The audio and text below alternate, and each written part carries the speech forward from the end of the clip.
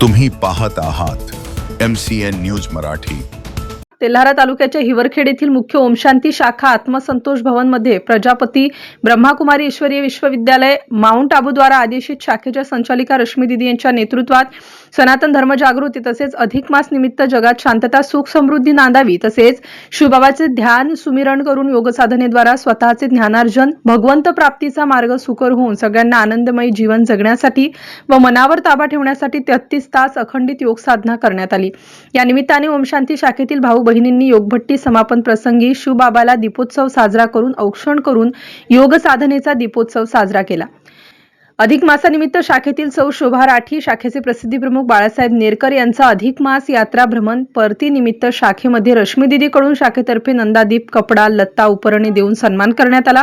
यावेळी रमेश येऊल विष्णू रेखाते सौ साधना डांगे सौ रेखातेताई सौ मानसेता सौदेबाबा तेजराव वाघ गजानन येऊल सुनील धुळे सौ तारापुरे देविदास शिखार देविदास फोपसे सौदेताई चंदाताई कंठाळे सौ अग्रवाल जान्हवी मामनकर सौ मंगला येऊल सौ सुनीता बोडखे संतोष शर्मा ज्योत्सना दीदी देविदास इखार प्रकाश इखार विलास झगडे गंगाबाई इल्लरकर सह शेकडो ओम शांती शाखेच्या बांधवांतर्फे योग साधना तपभट्टी कार्यक्रम पार पडला।